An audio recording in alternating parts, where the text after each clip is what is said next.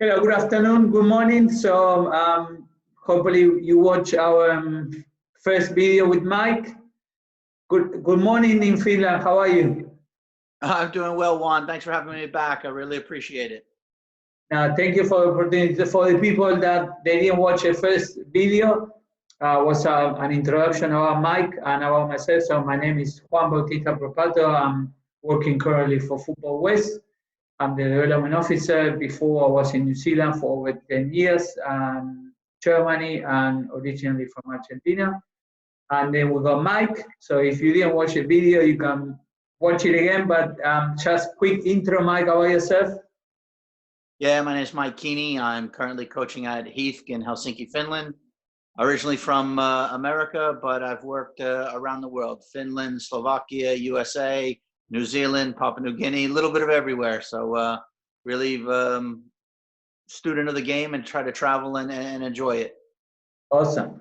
Okay, so today's our focus is about, we're going to talk about Mike, so he's coaching in Finland and how multinational, different nationalities in his team. Then we're going to talk and show my A license work and my presentation. And then Mike is going to talk about his A license and the pro license courses and evolution and the things he learned. So let's go for the first one. So about how can you deal or how you make one team together when you have people from different nationalities in one environment, Mike?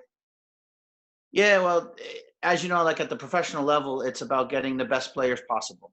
So for us, we try to be as open as possible inside the rules. So not only do we have players from Finland and other European countries, we usually have a couple of players from Africa or South America. Every once in a while, we have players from Asia. So, for example, earlier this year with our team, we have 3 players from Brazil. We have 2 from Kenya. We had 1 from Hong Kong, and we had Finnish players. So we have a quite diverse team. So the biggest thing that we try to do in the beginning is make sure that there's a common bond. So whatever that may be, we try to build around that. And sometimes it might be through shared sacrifice. Sometimes it's through shared experience. And I think that's the key thing. One of the big things that they have here in Finland is a sauna culture. So, for example, after training, guys go to the sauna and sit around and they talk and they hang out and they spend a lot of time amongst each other, and it helps build that camaraderie. When I was in Slovakia, this was a kind of a unique situation because the club I worked at was owned by Fluminense, a Brazilian club. So Fluminense sent 9 players. So I had 9 players from Brazil. I was in a part of Slovakia where it was Hungarian speaking. So we had, guys who spoke Portuguese, 1 guy from Argentina who spoke Spanish. We had half the team who spoke Hungarian. We had other half of the team that spoke Slovak. And then I had 1 guy from Ireland and 1 from Germany. So we had quite a unique, changing room. But we operated primarily in English as the common language, so that everybody was able to communicate with each other. And, as a whole, we had a great atmosphere because I didn't let any cliques happen. When the Portuguese speaking guys were all together, I said, no, you can't be there. The Hungarian guys were all together. No, you guys can't do that. Like when you go out to training and you get ready to start and guys are doing 5 against 2 or, just little rondo like that. Well, they were all in the same language group. And I came out after the second day. I said, all right, guys, we can't do this again. You can't be with these guys. You have to be with a different language. And all of a sudden, by the end of the first week, guys were getting to know each other. Guys were getting to talk. And we created a bit of a bond there. And for the rest of the season, it wasn't like language groups. It was, hey, we're all together. Hey, the first 4 or 5 guys came out. We go over here. The next 4 or 5 guys, they went over there.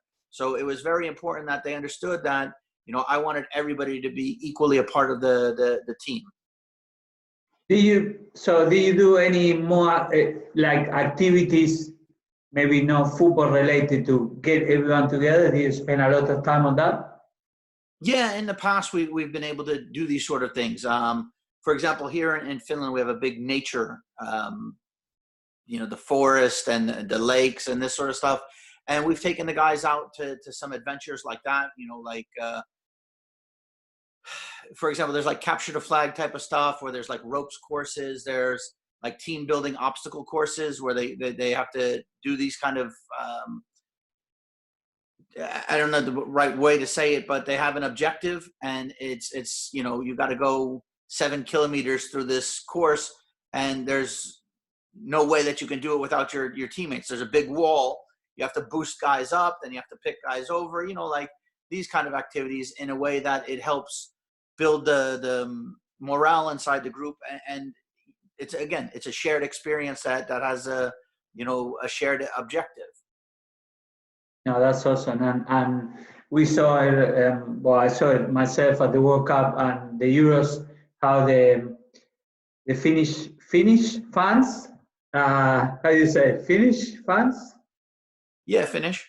Yeah, Finnish fans were all together, and the team as well. They were all united.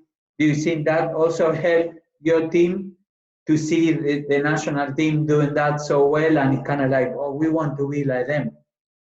Yeah, well, I think, again, when you talk about the way Finland is, it's such a small country that, when you watch the national team and the guys that are on the pitch performing, 5 of those guys are guys I've worked with. So when you guys have guys in the club environment, it's either maybe a player from your club or someone that you've played with along the career. So for it being such a small country, everybody's connected to the national team. And I think that's a huge sense of pride. And so when you see them doing well, it lifts up the league, it lifts up the football culture in Finland. So we're really proud of what they've done during the past year. It's a little tough that the Euros are pushed back to 2021, but the success of the men's national team is really helping with the domestic game. So it's a good thing. No, that's awesome. Thanks for sharing. So let's move on into the next part. So I'm going to share my presentation. Hopefully, up a skill to do this.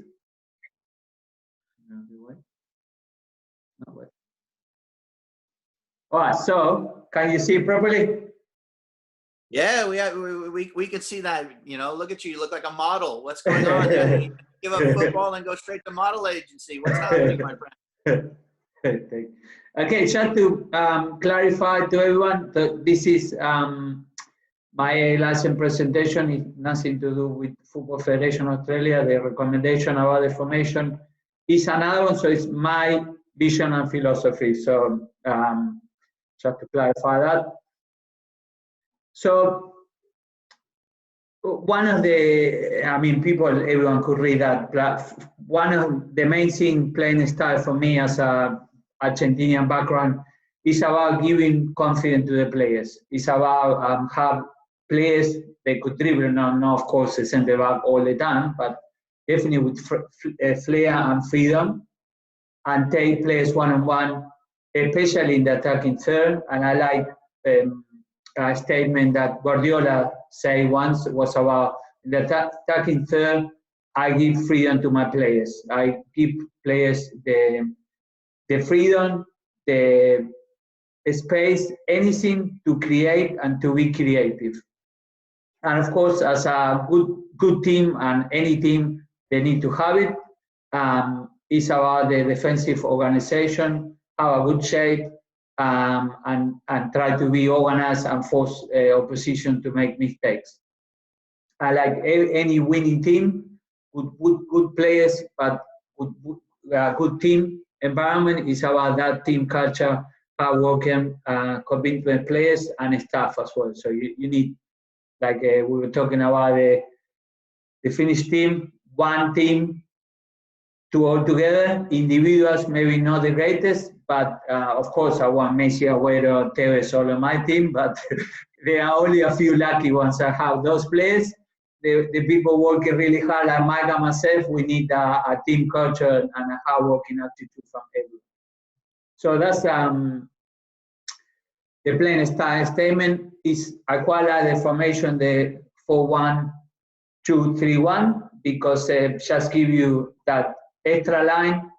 So if you look the 4, the 2, 3, and 4, so you always have a line between, or even recently, like in the 2014 World Cup, Argentina have a more flat, was a 4-4-2.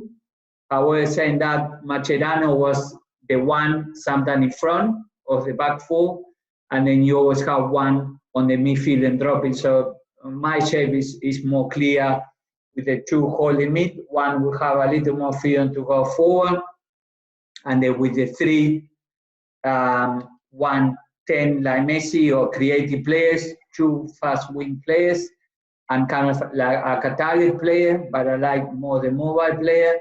Again, always depends on the players you have in your team, but that's what I like in my team. And that flexibility that allow you in different moments of the game to have a different formation. So sometimes we talk about formations and people get stuck into, no, we need to do this or whatever, and it's about that flexibility on your players to understand when to change or when to drop. So the defending moment, we could see Oscar Ruggeri against Italy is about, we don't have the ball, we need to get it back. So can we dictate the play, what areas, force mistakes, and regain possession. So key principle is about, I like the sentence over there, put it is, do it, to drop off, organize, intercept, can we intercept? And if we do, we go into the transition. So about the defending shape, and sometimes that could be a mistakes or things that teams say.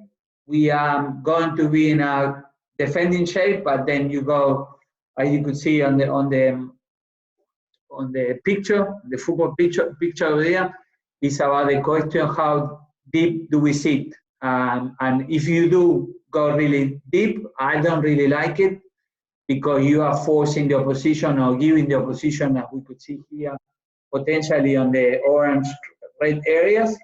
And then if you are really good on crosses or wide areas or central areas from shot from outside the box or the last halfway, passing halfway, you are in a really dangerous position. So I rather prefer, as we could see on the picture, a much higher setup on that defending shape.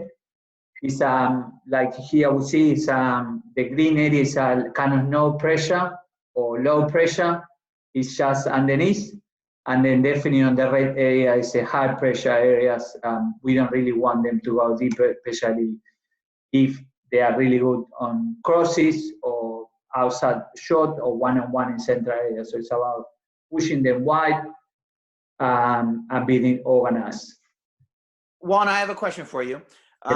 If, for example, the opposition team is opening a game and they're trying to build the game, and if there's, for example, a weak player or a mistake, do you have your team look for some sort of trigger that might send them into a press in what is your current green area? You know, like for example, if there's an error made, is that a trigger for your team to go press in that area? Do you understand what I mean? Yeah, that's a really good point, because we want the players to identify those triggers, like you say, and we will watch videos. And for example, even sometimes the keepers, we know that when they play back to the keeper, the first touch is have a really bad touch, or when they touch with the left foot. So it could be the 9, like here, rather than be much lower and not high on the pitch. Could be that sometimes will be a little higher, just waiting for that bad touch, or the same with the fullback. Number 11 got try to be deeper, like that, will be a little higher. And sometimes I will be playing around. So if you always do, let's say, they play back to the keeper and the 9 go and press high, they know that always is going to happen that. So I will say to the 9, especially if we identify, for example, the keeper have a bad touch with the left foot, sometimes to play around. Maybe allow the keeper to have a bad touch on the left, and then first time we don't press, but the next time the keeper might think we are not going to press, but we press. So it's unpredictable, but at the same time, identify those key triggers or the weaknesses on those players to change a little bit the tactics, and maybe from nothing, from scratch, create a scoring opportunity and could be a one-on-one situation. Excellent. And any other questions? No, that was good. Like I said, I just when you see the diagram, I know what you're talking about here, but sometimes when people see it, they'll see the green line and say, "Oh, hey, we don't go past that," you know, like. So it's one of those things. I think in football, as you said, you have to be flexible and you have to have, you know, at least some basic ideas. But then there's always going to be something that happens that might change that. Like, for example, if you have a goalkeeper who's not good with their left foot and they play it to him on the left side, then we know, hey, let's put some pressure on it because there's a chance that he'll make a bad pass. But sometimes you have coaches who say, hey, we don't press in the screen no matter what happens. So that's why I wanted to check. I think it's a really good point, because now more and more, and I do listen to podcasts and here and there, and it's about being creative players, decision making or whatever. But exactly what you say, Mike, is a really good point. As a coach, we need to identify that if we say, no, if you do this, if this happens, you do this or whatever, then they will do it. But if you, like you say, we identify this situation or that, we give them freedom to the players to make a decision. Even we saw, and I know probably you know, one of the greatest basketball coaches, that he brings the players on, and the leader of the team or one of the players will lead the tactical talk, not the coach, the players. And they, oh, you do this, and then they, oh, yeah, blah, blah, blah. And they make it up themselves because they are playing, they identify some weakness or key triggers and might change. Maybe it's difficult now because we watch the games and technology give us a lot of statistics, but it's that sense of feeling, or maybe a player having a bad game, and why do you press that player? No, I could see that he, the last time, have a really bad touch. And I said, perfect, you know, so it's a really good point, Mike. Thank you. Well, so the attacking transition, so if you give me Angel Di Maria for the attacking transition, you know, is his peak, one of the best players in wide areas. So can we, team objective will be win the ball, counter-attack for a scoring opportunity. Sometimes the problem could be, like I say already, is we are in the attacking transition and we are rushing to attack, but maybe not the right moment. So it's kind of the players need to identify, are we in a 3v2 situation? Are we in a 2 against 5 situation? Is that player or the center back and the fullback big gap between both of them, or are they really tight, or you know, something like that? So it's about identifying for the players also that moment is the right moment or is not the right moment to a quick, fast attacking transition. So like I say here, it's about the forward thinking, forward passing, or forward movement. Could be other way around, could be a forward thinking, forward moving, forward passing. So depends on that situation. And then, like we were talking before here, some attacking transition rules. For example, can I score if you are in a position to score? Can I pass to someone who can score? And even players around the ball, if you think about sometimes players the dribble, and the other player is supporting, but that player moving wide might create an opportunity for the player with the ball to go one-on-one with the players. If that player just say, oh, I don't go because he's going, then maybe the other center back is closing, and rather than be a one-on-one, it's a 2v1. You know what I mean? So I think like you were talking before about those rules, I guess we need to be flexible in those giving guidelines to the players, but at the same time try to be open. Mike, any? Okay. Yeah, I think as you said, you give them the guidelines, you give them the ideas, but you also give them the freedom to recognize if something might not be there, you know, and if somebody makes a mistake on the opposition, they have to react. You know, so again, you can plan for something for a full week of training. Hey, this is what's going to happen. This is what we're going for. And you say, for example, the opposition has a left center back who's right-footed. And you train all week saying, hey, we're going to press this guy. We're going to press this guy. And then on match day, he's not in the opening 11. So again, you have to be able to say, okay, hey, what we talked about is not on, but let's look for this, and this, and still, you know, they still have the freedom, but they still understand that, hey, maybe what we worked on has to change, or, you know, you're planning on pressing a guy like that and he gets sent off or he gets injured or something like that. So at least you give the players the guidelines, but then you also give them the freedom to play themselves when they're on the pitch. Very good. Okay, so just to clarify, I did make it shorter. There were like 50 PowerPoint presentation with this. So the attacking moment. Sorry about all the Argentinian players, but for the people who don't know, Gabriel Batistuta. So come secure possession, build attack, but recognize how, when, and where to play, and also could be depending on the tactics, and also if you have a player like him, or you know, Samuel Eto'o, players like Inside or Romario,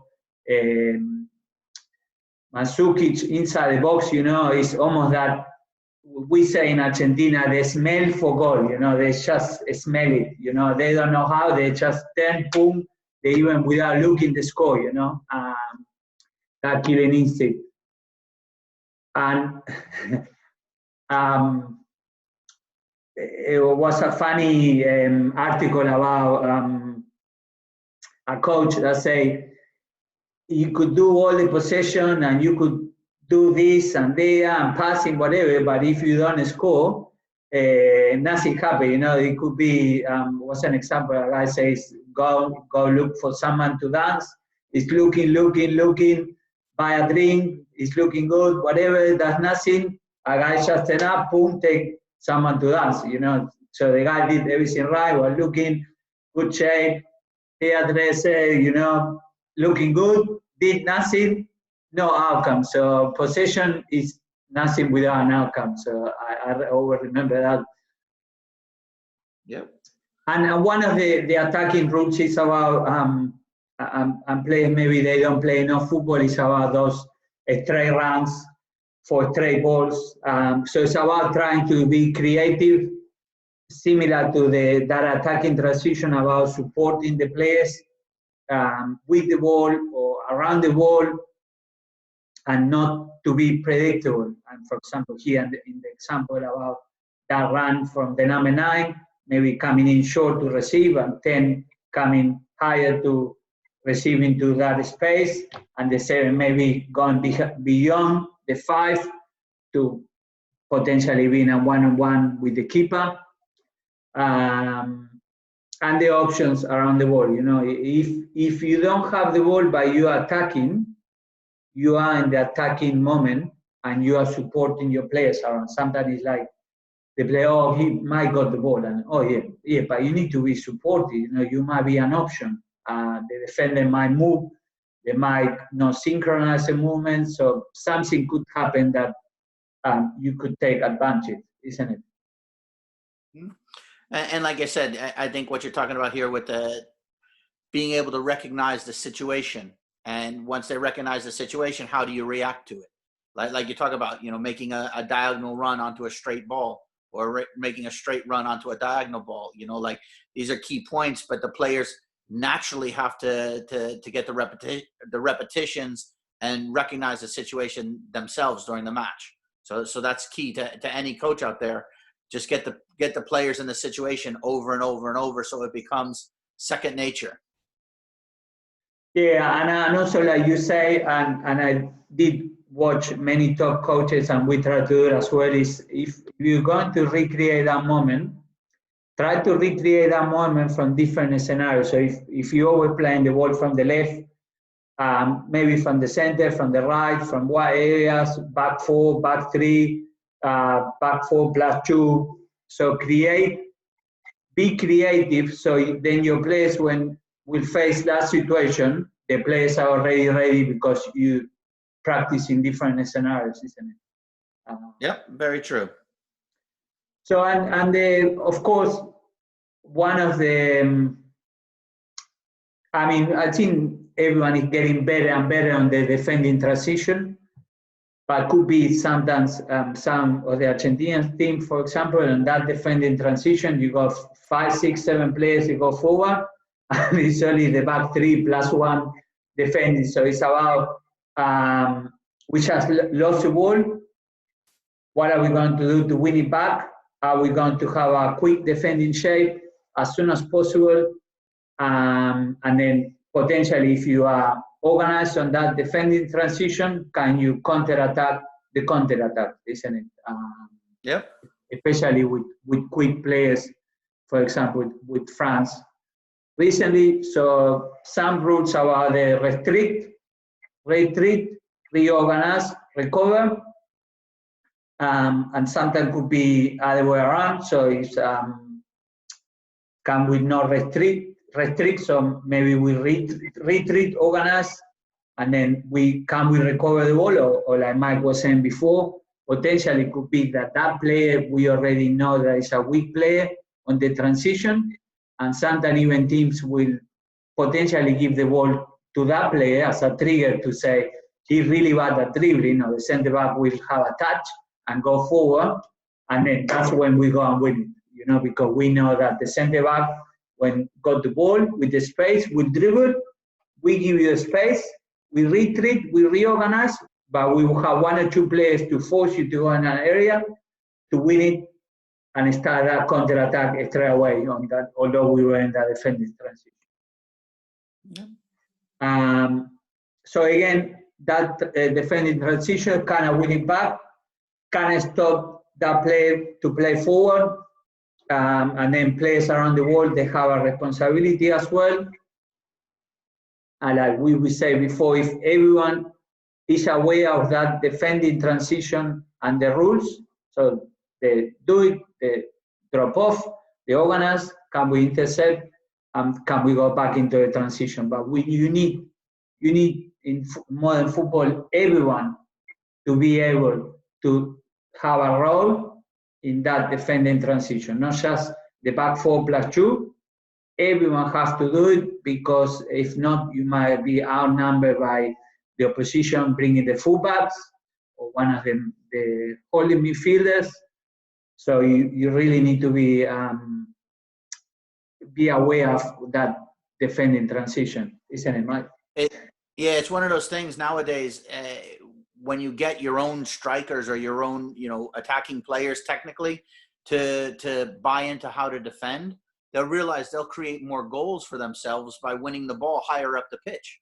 If you can win the ball 25 meters from the opponent's goal, it's a lot easier to score a goal than winning it 25 meters away from your own goal. So again, once the players buy into that concept and they start to do it, you realize that you're going to create more chances by winning the ball higher up the pitch. And maybe you didn't watch them before, but River Plate and Flamengo that won the recently Copa Libertadores, they are really good at that pressing from the front.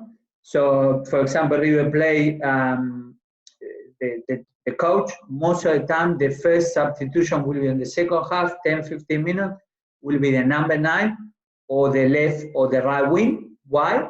Because they're always pressing and trying to win, working as a team. And also the other one is, if it is any yellow card, number 9, 7 or 11 or 10 will get the first yellow cards. And most of the time, 9, 7 or 11 or 10, if there are 2 yellow cards, will be those front 4 pressing. I mean, it doesn't mean they want to get a yellow card, but it's just about high pressive, aggressive, control, try to win it back, force mistakes, opposition to make mistakes, and win the ball back. And like we were mentioned before on the first one, is going back to here.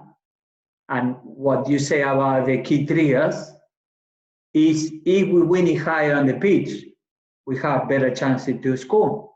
If we win it lower on the pitch and deep, or we might make mistakes, they might have a free kick outside the box, and we could be 1 goal down, isn't it? So it is a much better tactic to win it higher on the pitch, and we have more chances to score. So yeah. So any questions? No, it looks very good, Juan. Like I said, there's some similarities to how you look to set up to how I do with my teams, but it's pretty clear. Like, for example, with the defending, how my teams defend, we usually have a very high line to press and try to win it up high as much as possible. But one of the things that I do is, for example, if they break our press, if they beat our press, one of the things that I like to do is then regroup much lower. So the idea is to then slow down the opposition, like delay them from getting forward. And then we create a second line of confrontation, usually, on our side of midfield, near the center circle, or maybe even a little bit lower. So again, we try to win it as high as we can up the pitch. If they beat us in that area, then we drop and create a second area. One of the things that this is how I like to work. I like to either win the ball up high or we drop really low. And the way I look at this is we give away one of two things. If we're pressing high, then we're giving away something over our shoulder behind us. Mm-hmm. Or if we're dropping low, we're giving away something in front of us. Where I as a coach, one of the things I don't like, but I know it's a bit of a trend now, is the middle block, where teams are kind of in the middle of the pitch where they're defending in that area. So the way I look at it is you're giving away space in front of you and you're giving away space behind you. Whereas, I like to say, hey, we can't cover everything. We have to pick, what do we want to protect? It's if we're winning it high, we're trying to get up the pitch, we're giving away behind us. If we're defending low, we're protecting what's behind us and we're giving away what's in front of us. That's, for me, when I talk about like the mid block, I'm not a big fan of it, but I know there's some teams that do it really well. But it's just me as a coach, when we talk about how I like to set up my team, that's how I like to do it. Will you change something on your setup regarding the opposition of that middle block, like you were saying? Will you keep it like that's not the string of my team? I rather prefer to be, higher on the pitch and be high press, or sitting a little bit deeper and giving in front? Yeah, well, again, as we talk about in football, you got to be flexible. There's going to be times where we're going to have to defend in that area because that's where the opposition is trying to keep possession, or that's where the ball is at the time. If we have good shape and we're in the middle third, of course we defend there. It's not like we're going to just retreat and say, okay, hey, they have it here. But like, for example, our main target many times is to win the ball as high as possible and try to force the opposition to make a mistake there. But as you know, there's sometimes that you play teams that are really good at that, building the game out of their own area, and you realize, hey, maybe our press isn't going to work all the time. So like, for example, a couple of years ago, and we played against FC Copenhagen in Europa League. And what we did is we dropped really low and we gave away. We let them have the ball in their own half. But once they crossed midfield, then we pressed really hard. And we ended up winning the ball, and we scored the goal on the counterattack, on the transition. And again, for us, it was really good. We were away and we were winning 0-1. So it was really good. But the risk came at the end of the match. It was like, I think it was like 78 minute, 82nd minute, something like this. We'd been defending deep so long that they got the ball into our box and drew a penalty.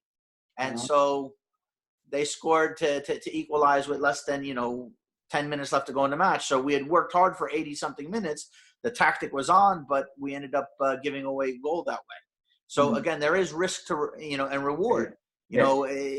it's one of those things when you defend low and you're very tight around your box, the risk is the opponent has the ball around your box, so there is risk to that. If you're in the middle third, if the opponent has the ball, there's not too many guys who can score a goal from mid pitch, so there's less risk. So again, it's those sort of things. As a coach, you have to balance out, what your team's good at, what the opponent's good at, and where you want to try to cause them to lose the ball. Yeah, no, and on that one is sometimes funny how with the newspaper the next day people will charge and say, oh, Juan got the tactic wrong, so Mike got the right tactic wrong. But it's like you say, you say we're going to do this. You explain to the players the risk, and you need to be patient. Don't force the challenge. Don't dive in. Don't make fouls outside the box. But yeah, when it's the time is gone and it's 10 minutes to go, there might be we need to win the ball back on. They're getting tired and fatigued and mentally exhausted. So yeah, it's one of those things. As a coach, I'm one of these guys that I'm never gonna get angry at a player for trying. Like he was trying to win the ball. It was an honest foul. It wasn't like a malicious tackle. He was just late. He put his foot into tackle, and the guy touched it by him, and he made contact. And again, at this level, when you're there, you make contact with a player in the box, 9 times out of 10, they're going down on the ground and trying to get the penalty, and they got it. So again, it was, a bit unlucky for us to give away the foul, but we did, so again, that's the nature of football. But I think as a collective defensive game plan, we were in great shape. We knew that their strengths were, if we were to try to play end to end in an open game with them, we would have been in trouble because they were good at it. So what we did is we just dropped low and made it more difficult for them to get inside of our shape, and they had trouble. And so again, we learned that in our first match against Copenhagen, we lost 0-1 at home, but we played a bit of an open game, and they had more chances than we did. In the second game, up until we gave away that penalty, we actually created more chances because they couldn't get inside of our shape.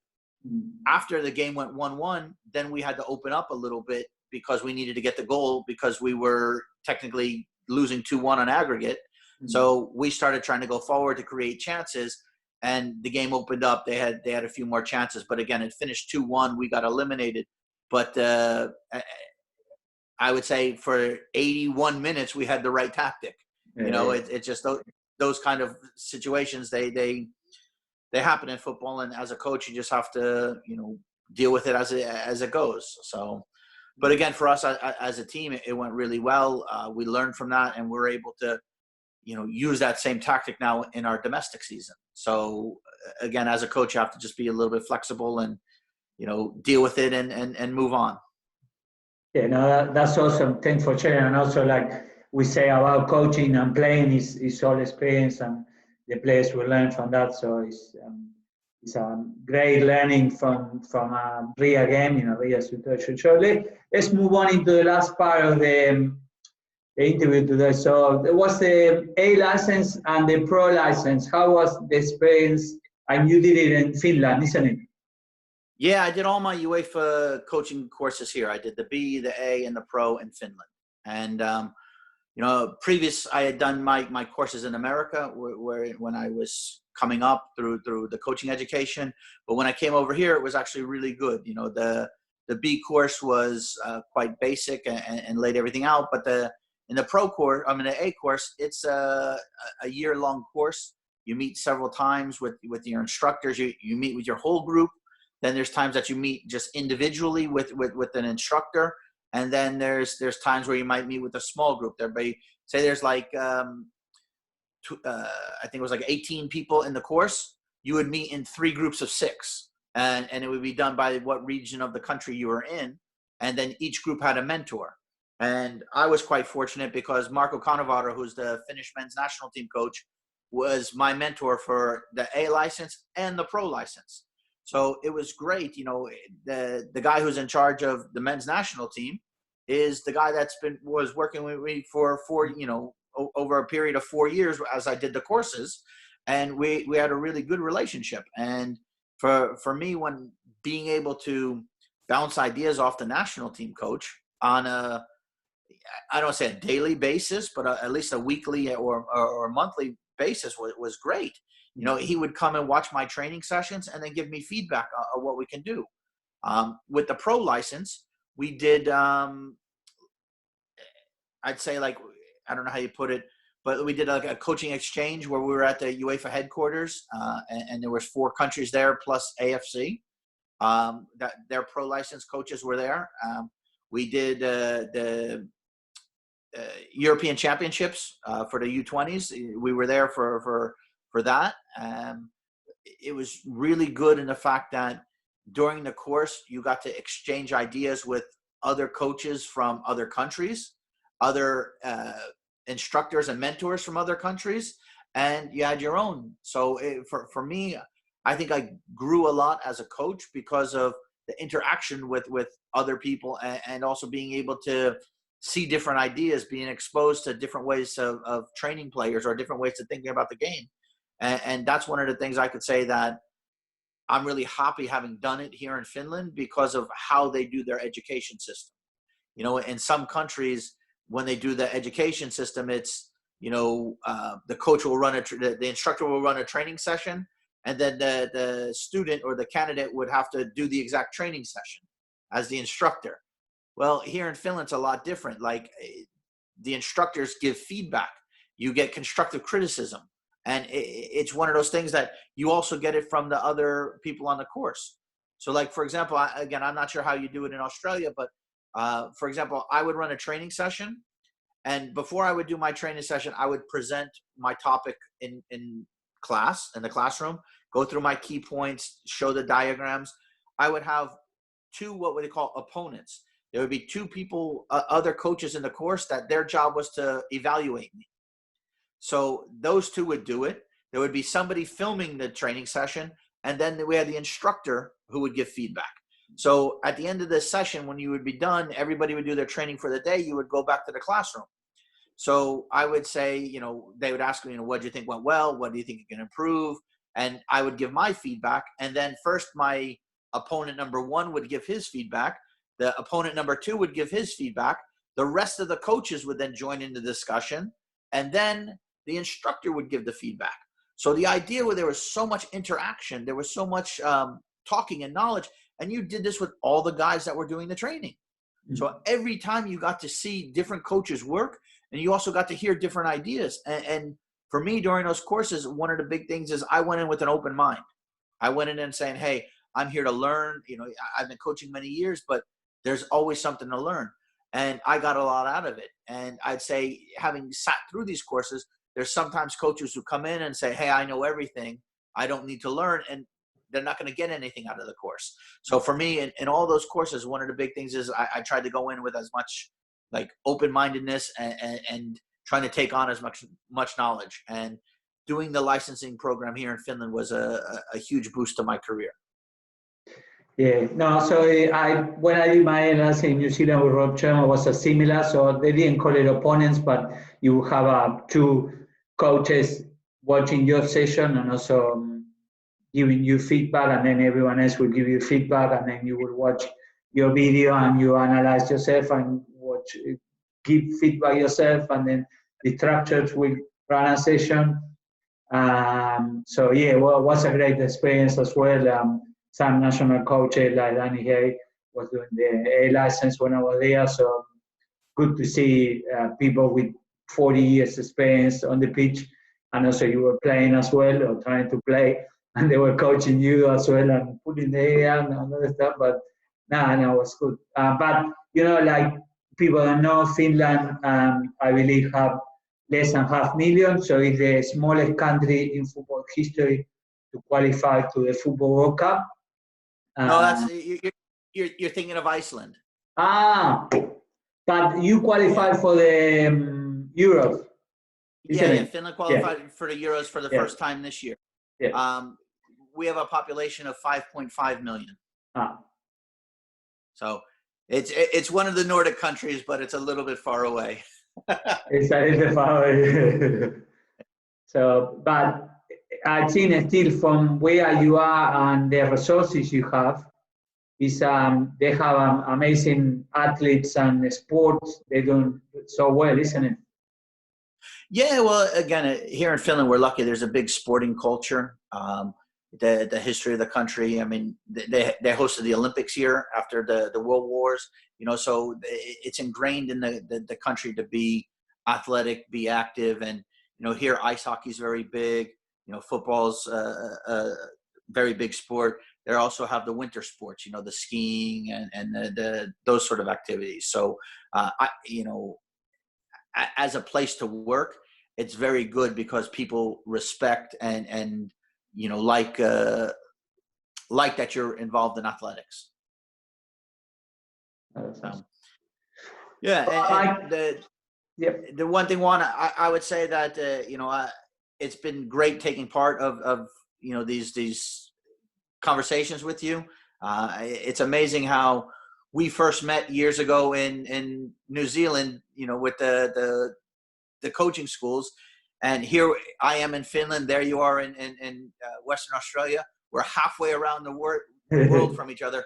Yet the football's keeping us connected and being able to talk and discuss these things. And happy to share, you know, the information and my experience with the coaches that follow you. So thank you as always for having me on.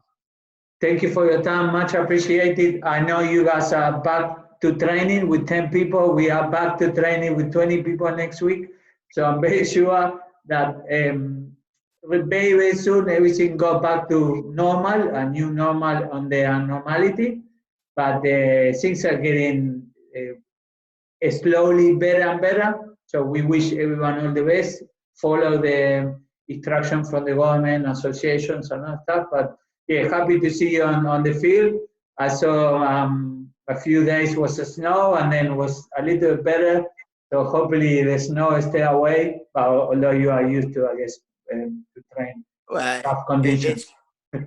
It's been crazy. The past week, it's been sunshine and warm and like plus 12, plus 13. And then the first day we do training, it's -2 and snow is coming down. Right now it's sunshine and, you know, plus 10, plus 12. So it was just a freak, you know, spring storm. But of course it happens the first day we get onto the pitch, you know. Thank you, Mike. Thank you for your time. Much appreciated. Take care. Yes, thank you so much. All right. Ciao, ciao.